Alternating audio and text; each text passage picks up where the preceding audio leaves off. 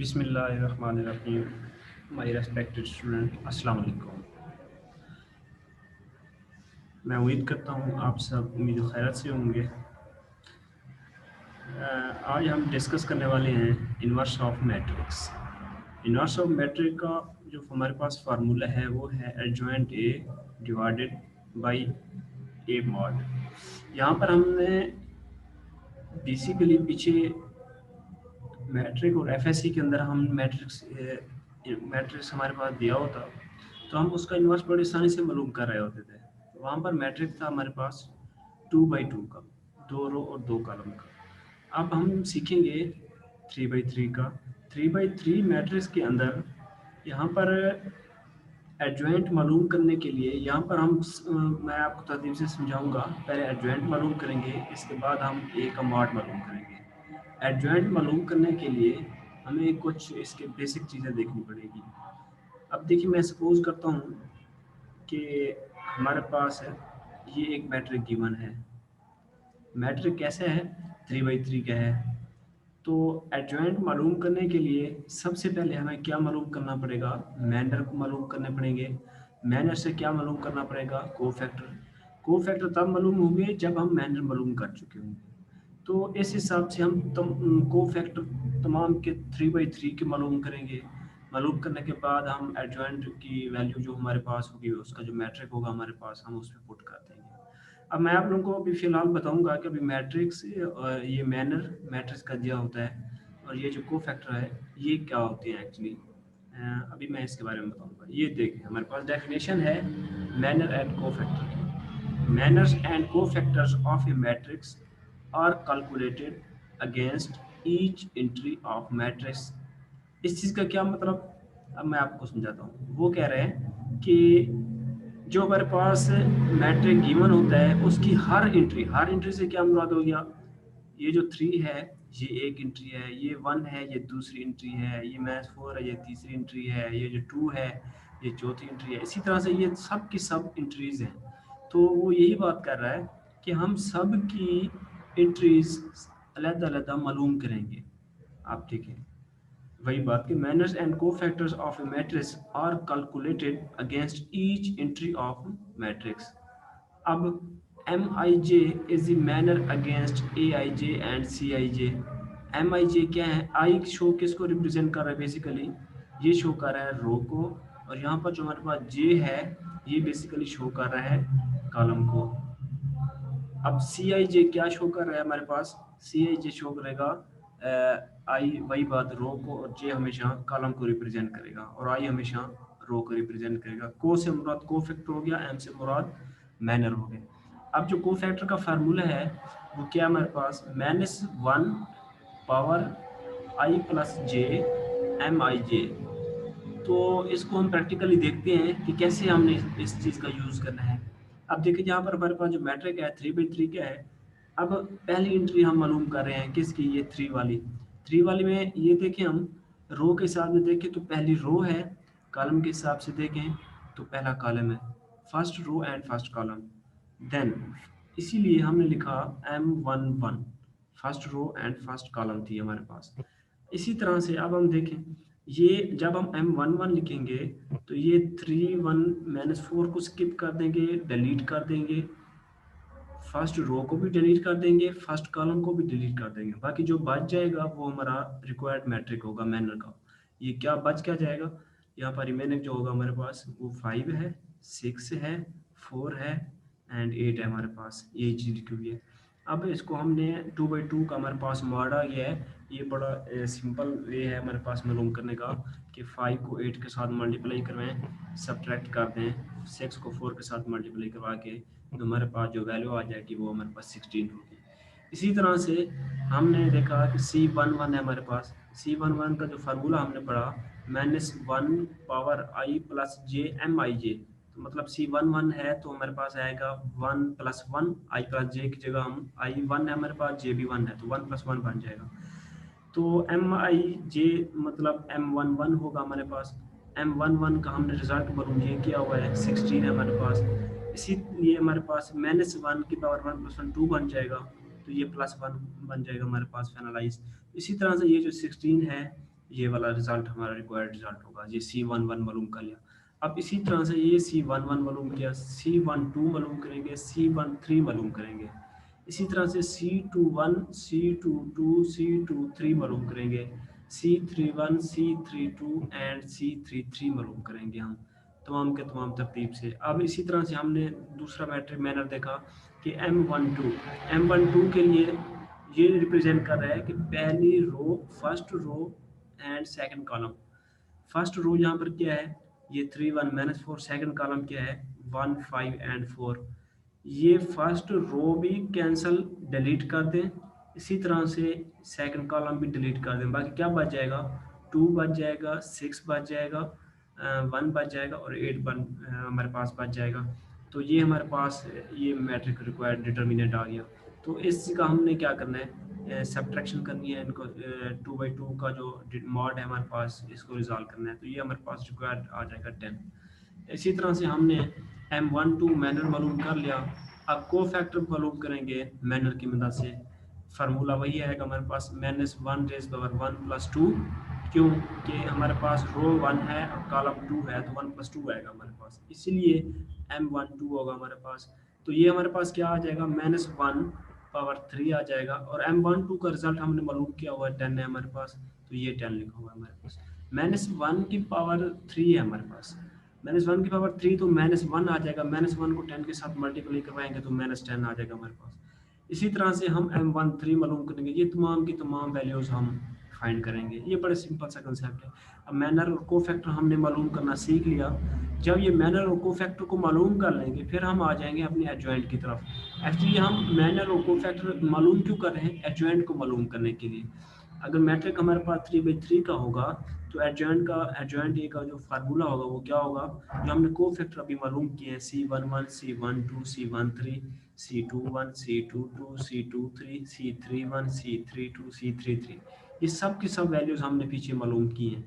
इन सब की वैल्यूज़, ये अभी फार्मूला लिखा है, इन सब का वैल्यूज़ पुटिंग करने के बाद उसका हमने लेना है ट्रांसपोज।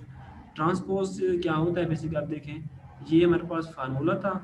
अब इनकी जगह हमने उनकी जो वैल्यूज़ ऊपर फाइंड की हैं वो हम स्टेप बाय स्टेप रिप्लेस कर देंगे। रिप्लेस करने के बाद उसका हमने मालूम कर लेंगे ट्रांसपोर्ट। ट्रांसपोर्ट क्या होता है कि फर्स्ट रो को फर्स्ट कॉलम में तब्दील कर दें, सेकंड रो को सेकंड कॉलम में, थर्ड रो को थर्ड कॉलम के अंदर। इन अदर वर्ड आप ये भी कह सकते हैं कि फर्स्ट कॉलम को फर्स्ट रो के अंदर, सेकंड कॉलम को सेकंड रो के अंदर, थर्ड कॉलम को थर्ड रो के अंदर। तो आप जिस तरीके से भी मालूम करें, रो को कॉलम में तब्दील कर दें या कॉलम को रो में तब्दील कर दें, तो एक ही इसका मतलब होगा। ये हमारे पास एडजॉइंट आ जाएगा हमारे पास। अब मैंने आप लोगों को पीछे सिखाया हुआ है कि हमारे पास 3/3 का जो मॉड है हमारे पास, वो कैसे मालूम करते होते हैं।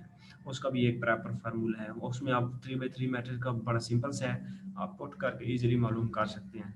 जब आप लोग इन्वर्स मालूम कर लेंगे, adjoint A over A mod determinant ये मालूम कर लेंगे, तो आल्सो आगे लिखा है A inverse is equal to I equal to A inverse है। इस चीज़ का मैं आप लोगों को बताऊं क्या मतलब है कि ये ए इनवर्स हमने मालूम किया हुआ है, और ये जो ए है ये हमारा ओरिजिनल फंक्शन है, ओरिजिनल मैट्रिक है। ओरिजिनल मैट्रिक को ए इनवर्स के साथ मल्टीप्लाई करवाएंगे तो वो एक आइडेंटिटी मैट्रिक आ जाएगा। आइडेंटिटी मैट्रिक आ जाएगा तो इस चीज़ से प्रूफ हो जाएगा कि ऊपर जो हमने इनवर्स मालूम किया हुआ है वो एग्जैक्ट और वेल डिफाइन है, और हमारे पास वो एग्जैक्ट सोल्यूशन है उसका। अगर ये आइडेंटिटी ना है तो इस चीज़ का मतलब होगा कि वो हमारे पास सोल्यूशन ठीक नहीं है, रॉन्ग है, हमारे पास कहीं ना कहीं कोई मिस्टेक है। ये था हमारे पास इनवर्स ऑफ मैट्रिक मालूम करने का तरीका। अब है हमारे पास लीनियर इक्वेशन। अब मैं बताऊंगा कि लीनियर इक्वेशन बेसिकली होती क्या है। इन एक्स वाई कोऑर्डिनेट सिस्टम, यहाँ पर 2 डायमेंशन की बात की जा रही है, एक्स कोऑर्डिनेट है और वाई कोऑर्डिनेट है। तो लीनियर इक्वेशन क्या बन जाएगी एक्स वाई कोऑर्डिनेट के अंदर, a x plus b y equal to c. A b does not equal to zero. क्यों, अगर ये ए और बी ज़ीरो हो गया तो ये सारा 0 + 0 0 इक्वल टू कॉन्स्टेंट, तो ये कोई रिजल्ट नहीं है हमारे पास। तो इसीलिए ये मस्ट है कि ए और बी ज़ीरो नहीं होना चाहिए, सी ज़ीरो हो सकता है। हम आगे थोड़ी सी डिस्कशन करेंगे कि सी ज़ीरो हो जाए तो फिर ये रिजल्ट क्या बन जाएगा हमारे पास। फिलहाल यहाँ पर a x plus b y equal to c है हमारे पास, represented by a straight line. इनको एक स्ट्रेट लाइन की मदद से हम शो करवाएंगे। मैथमेटिकली ये जो हमारे पास लीनियर इक्वेशन है, इसको मैथमेटिकली कैसे हम रिप्रेजेंट करवाएंगे? An equation having degree 1 is called linear equation. अब देखें यहाँ पर मैंने अभी बताया था आप लोगों को a x plus b y, x की पावर मैक्सिमम कितनी है और वाई की पावर कितनी है, 1 है। तो यही चीज़ कह रहे हैं कि an equation having degree 1 is called linear equation. अब यहाँ पर अभी मैंने बात की थी 2 डायमेंशनल के ऊपर, अब हम बात करेंगे, डिस्कस करेंगे 3 डायमेंशनल के ऊपर and 3 coordinate system. Linear equation is 3 coordinate के अंदर एक्स वाई एंड जी आता है हमारे पास, a x plus b y plus c z equal to d आ जाएगा हमारे पास। हम फिर वही रिपीट कर देंगे कि A B and C does not equal to 0। और ये जो इक्वल टू के बाद जो हमारे राइट हैंड साइड मैंने ऊपर सी लिखा था, इधर डी लिख दिया, ये इस चीज़ से कोई फ़र्क नहीं पड़ता। हम ये तो है तो कांस्टेंट बेसिकली देखा जाए, सी भी कांस्टेंट है, डी भी एक कांस्टेंट है, कांस्टेंट कुछ भी हो सकता है, तो आप कुछ भी लिख सकते हैं। ये ए बी सी तरतीब से इसलिए लिखा जा रहा है सी को इन के बाद से, ये बड़ा सिंपल सा है। अब हमने देखा कि ये मोर जनरली अभी हमने 2 डायमेंशनल 2 कोऑर्डिनेट सिस्टम के अंदर गए, फिर 3 कोऑर्डिनेट के अंदर, अब हम जा रहे हैं एन कोऑर्डिनेट एन डायमेंशनल के अंदर। एन डायमेंशनल लीनियर इक्वेशन को कैसे रिप्रेजेंट करेंगे? a1 x1 plus a2 x2 plus a3 x3 plus so on an xn equal to किसके होगा? ये b के होगा। b क्या है हमारे पास? ये एक कांस्टेंट है। और यहाँ पर आगे मेंशन किया कि where all ai does not equal to 0, मतलब ये जो a1 a2 a3 ये जितने भी हम a ले रहे हैं कैटेगरी के अंदर, ये तमाम के तमाम 0 नहीं होंगे हमारे पास। अब इसी तरह से अब हम आएंगे, ये जो b है मैंने आप लोगों को अभी जिक्र किया था, डिस्कस किया था कि b अगर 0 हो जाए तो फिर क्या होगा? If b equal to 0 in above equation then it is called homogeneous equation. हमारे पास ये पूरी एक इक्वेशन दी गई हो और इक्वल टू 0 की होगी तो वो हम कहेंगे होमोजीनियस इक्वेशन। अगर 0 के इक्वल नहीं होगी तो वो नॉन होमोजीनियस इक्वेशन है, वो कुछ और बन जाती है कैटेगरी से अंदर, is called homogeneous. Definition: a finite set of linear equation is called system of linear equation। उसके आप linear equation का जब generalized definition किस तरह से करेंगे कि हमारे पास जो linear equation होगी वो एक finite होगी, finite से मुराद कि वो limited होगी हमारे पास, infinity नहीं होगी, is called system of linear equation। अब general system of linear equation in unknown is, अब देखिए हमारे पास मैट्रिक्स की शक्ल में अगर देखा जाए तो a1 1 x1, ये जो 1 1 है ये बेसिकली क्या शो कर रहा है कि 1 फर्स्ट रो है और ये फर्स्ट कॉलम है। तो इसी तरह से ये जो 1 है ये शो कर रहा है हमें कि फर्स्ट रो है एंड सेकंड कॉलम है। इसी तरह से ये जो है ये हमें शो कर रहा है कि फर्स्ट रो है एंड n कॉलम है इसी हमारे पास। अब देखिए a1 1 x1 a1 2 x2 plus so on a1 n xn equal to b1 के हमने इसको सपोज कर लिया। अब इसी तरह से ये थी फर्स्ट रो, अब इसी तरह से अब हम ले रहे हैं सेकंड रो। सेकंड रो ये 2, ये देखें 2, ये 2 फिक्स आ जाएगा, ये सेकंड रो को रिप्रेजेंट करेगा। ये जो 2 के साथ है 1 ये शो कर रहा है हमें कॉलम को, ये 1 ये 2 ये एंड सो ऑन ये n को रिप्रेजेंट करेगा हमारे पास। अब इसी तरह से हम इसको अगर जनरलाइज कर जाएं, ये तो ठीक है हम n तक जा रहे हैं, n कॉलम ले रहे हैं तो रो भी तो m कॉलम तक जाने चाहिए, इसीलिए 2 3 4 5 सो ऑन m तक आ जाएंगे हम। am1 x1 plus am2 x2 plus so on amn xn equal to b and m के आ जाएगा हमारे पास। तो ये हमारे पास थी general system of m linear equation कि हमारे पास लीनियर इक्वेशन अगर m रो आ जाएं तो फिर हम उसको कैसे डील करेंगे। यहाँ पर हमने सीखा था, ये ऊपर मैं आप लोगों को फिर दिखा देता हूँ, ये वाला था हमारे पास एक रो के लिए और n कॉलम के लिए। अगर हमारे पास इस तरह की कंडीशन ना बने, अगर हमारे पास m रो आ जाए और n कॉलम आ जाए तो फिर हम कैसे रिप्रेजेंट करेंगे लीनियर इक्वेशन को, तो वो ये तरीका है हमारे पास। अब a solution of linear system in n unknown is a sequence of n numbers as x1 equal to s1 x2 equal to s2 and so on xn equal to sn। अब इन चीज़ों का इस चीज़ का क्या मतलब हो गया मैं आप लोगों को भी बताता हूँ। अब ये देखें, ये हमारे पास ये जो हमारे पास solution of system of two linear equation है, टू लीनियर इक्वेशन के अंदर टू लीनियर इक्वेशन अभी हमने पीछे पढ़ा है कि two coordinate system, two coordinate में एक्स और वाई सिर्फ शामिल होते हैं। तो यहाँ पर हम उसी चीज़ के बारे में डिस्कस कर रहे हैं कि जो हमारे पास टू लीनियर इक्वेशन होगी उसका जो सोल्यूशन होगा वो कैसे एग्जिस्ट करेगा, उसकी कितनी टाइप्स हो सकती हैं हमारे पास, क्या कैटेगरीज हैं, अब हम वो डिस्कस करेंगे। अब देखिए यहाँ पर एक लिखा हुआ है रिजल्ट नो सोल्यूशन का, यहाँ पर लिखा हुआ है यूनिक सोल्यूशन का, और इसी तरह से यहाँ पर लिखा हुआ है इनफाइनाइटली मैनी सोल्यूशन का। अब मैं सबसे पहले तो आप लोगों को सिखाऊंगा कि नो सोल्यूशन जो हमारे पास लीनियर इक्वेशन अगर गिवन हो तो हम कह सकते हैं कि इसका कोई सोल्यूशन ही एग्जिस्ट नहीं करता, तो कैसे नहीं करेगा। तो देखिए इसकी एग्जांपल है x plus Y equal to 4, 3x plus 3y equal to 6 है हमारे पास। अगर ये ऊपर पहली जो हमारे पास x plus Y equal to 4 है, इसको अगर मैं 3 के साथ मल्टीप्लाई करवा दूं तो ये बन जाएगा 3x plus 3y equal to 12 के। इसी तरह से ये जो सेकंड है 3x plus 3y equal to 6, ये सेम की सेम लिखी हुई है, मतलब फर्स्ट में इस इक्वेशन में से सेकंड इक्वेशन को माइनस कर दिया हमने। ये 3x से 3x कैंसिल, 3y से माइनस 3y कैंसिल, तो ये 0 आ जाएगा। 0 12 माइनस 6 इक्वल टू 6। अब देखें 0 भी एक कांस्टेंट है और 6 भी एक कांस्टेंट है, और कांस्टेंट इक्वल टू कांस्टेंट के नहीं आ रहा, 0 इक्वल टू 6 के आ रहा है, तो ये कोई सोल्यूशन ही एग्जिस्ट नहीं कर रहा है, इस चीज़ का कोई मतलब नहीं होता। अब इसी तरह से मैं आप लोगों को बताऊं कि हमारे पास यूनिक सोल्यूशन होगा वो कैसे होगा। अब एक हमारे पास एग्जांपल दिया है x minus Y equal to 1 के होगा हमारे पास, 2x plus Y equal to 6 के होगा हमारे पास।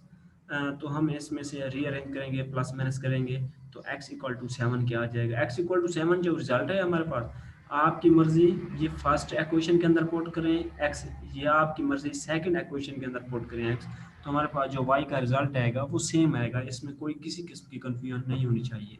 तो आप देखें x की एक वैल्यू आ गई, y की भी एक वैल्यू, रिजल्ट आ गया हमारे पास।